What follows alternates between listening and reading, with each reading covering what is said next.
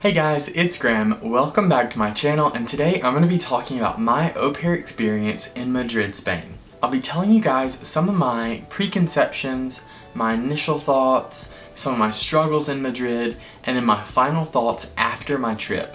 Okay, that being said, let's jump right in. Now I must say, before I start this video, I've had two au pair experiences in Madrid. The first one was fantastic, and that's the one I'm going to be talking about today. The second one was not so lovely. It was a nightmare actually, and I'll be making a video about it called My Au Pair Horror Story. I should be posting it probably within the next couple weeks. I've been putting it off just because it's horrible.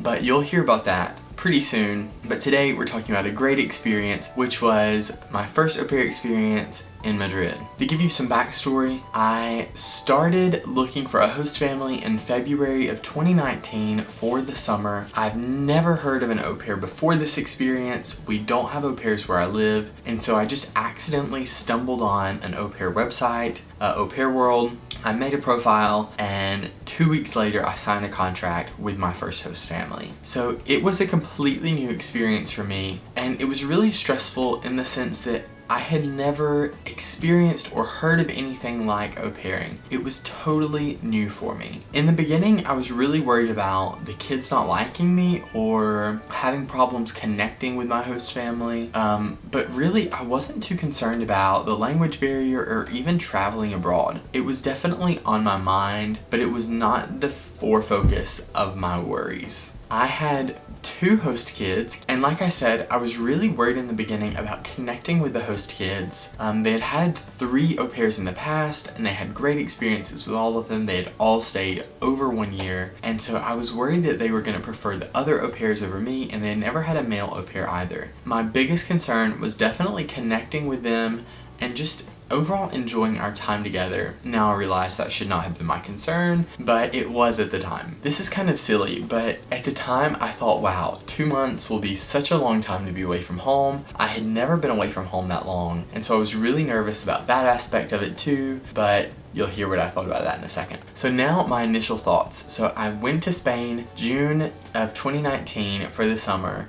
It was my first time ever traveling by myself, and really my first long-term experience outside the country. My first couple weeks in Spain were just a blur. Everything happened so fast. I met my host family. I just fell in love with the host kids, and the parents were great. And like I said, I was so worried about connecting with the host kids, but we connected within a matter of days. So I was really worried for nothing over that one. After I started to settle in, I immediately noticed some of the huge cultural differences in between Spain and the US. Again, this is one of those things that I did not think about beforehand. It totally took me by surprise. One of the biggest ones is the communal aspect in Spain. We lived in what's called an urbanización, or in English, urbanization. It's essentially like a collection of townhouses with a shared common space in the middle. All the kids would go out to the common space and play. There was a pool, they would all swim together, the parents would chat every afternoon. It was a very communal atmosphere, much more so than I'm used to here in the US, where everyone is kind of, you know, keeping their distance from their neighbors and people they know. So I immediately loved that aspect of it. Another really big culture shock for me was the nightlife, or just the late atmosphere in Spain. So for example, Spanish children in the summer will often stay up until midnight or 11 o'clock before they go to bed, which is so weird for me, considering in the US our kids go to bed at maybe 9, or if it's really late in the summer, 10 o'clock. But in Spain, they don't even have dinner until 10 o'clock. And so getting used to the nightlife and the night atmosphere was a really huge culture shock for me, but I grew to love it, and I'm sure that anybody who goes will appreciate it as well. As for my general au pair experience, my job was to take care of Kiara and Diego, like I said, 10 and 8, and speak English to them. So they spoke a decent level of English already, but I was the first native English speaking au pair, and so the parents wanted me to constantly speak English with the kids and share my culture via English. My work working hours were from 7:30 to 4:30 every day, and that sounds super long, but it really wasn't that long. The kids would sleep until like 10:30 in the morning, and then we would have outside time with friends for several hours during the day. So really, I was just left to entertain the kids for like 3-ish hours every day. It was not bad at all. It was totally manageable. I loved it, and while we were outside, I got to talk with some of the other families and parents, and there was actually another au pair in the urbanization, and we got to kind of talk and get to know each other. So it was a really great experience having that common space, and I highly suggest if you're looking to be an au pair, make sure that there are some friends that live close by. It will save your life, especially when you're tired of being around the kids. So my routine every day was to wake up at about 9:30. I would go and get showered, go downstairs, get some coffee, and then I would kind of chill until the kids got up at 10:30. I would make breakfast for the kids. We would do a little bit of schoolwork after that, maybe like 30 minutes or an hour, and then from about noon to 2 or 3 o'clock, the kids would go outside and play in the common area with their friends. We would all go to the pool.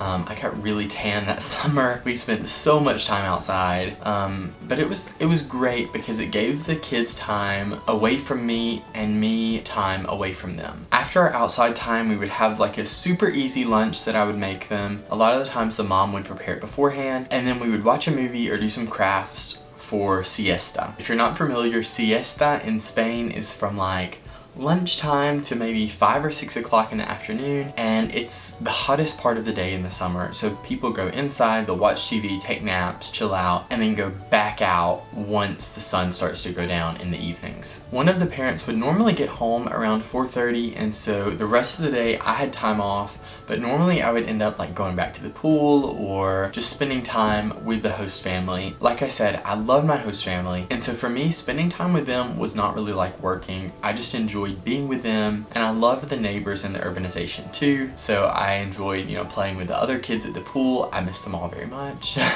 but it was a great experience, and I loved the communal aspect. That was probably my favorite thing about my experience. I should say this, I was a live-in au pair, so the kids and I shared the second floor of the house. My bedroom was right beside their bedroom, and this was a blessing and a curse. It was a blessing because I was with the family so much, and I got to see so much of the daily Spanish life, and I was exposed to the language a lot, and my Spanish really improved, and I got a ton out of the experience. It was a curse because I never stopped working. Anytime the kids wanted to play or needed something, I was literally just 2 steps away so they could go and talk to me. And like I said, I didn't mind. I love my host kids. But it is nice to have some separation after a long day, or just when you need some private time. Overall, I am glad that I was a live-in au pair. I do not regret that in the slightest. So some of my struggles as an au pair in Madrid, number one would probably be the cultural differences. I definitely made some awkward blunders along the way, just because I wasn't familiar with the Spanish culture. And it is a really, really unique culture. It's not as similar to US culture as I thought, and so it definitely made for some awkward situations. Another one of my struggles was the language barrier. I totally underestimated this one because I thought that I was pretty good at Spanish before I went. I'd studied it for 2 years, but regardless of how much you think you know, being immersed in the language is so difficult, and it's such a unique experience. So going forward, I would highly suggest au pairs to study their host country's language before they ever get there. Don't get there without knowing any of it, and make sure that you're at least fluent enough to hold a basic conversation with somebody and share your experience. It'll help you to make friends and to assimilate into the culture a little bit easier. I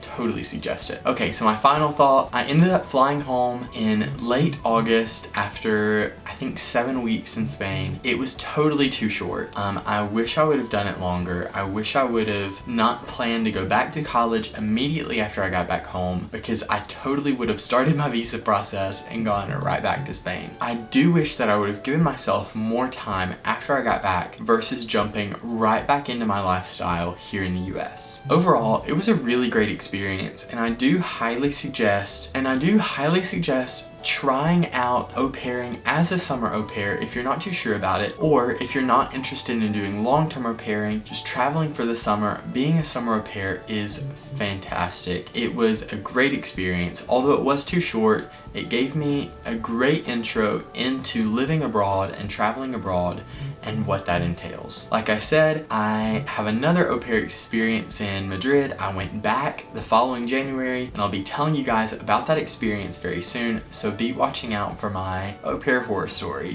which ended pretty sweetly, but it was very crazy. So be watching out for that and keep up with the channel. Alright guys, so that is my au pair experience in Madrid. I hope it wasn't too rambly. I've made another video about my 4 tips on how you can have a perfect au pair experience. I will try to link that here or here. I don't know, I'm not too tech savvy. I will be posting that very soon, and you'll be able to check that video out too. Thank you guys so much for watching this video. If you enjoyed it, please like and subscribe to the channel. I post new content every Monday and Thursday. Thanks so much for watching, and I'll see you next time.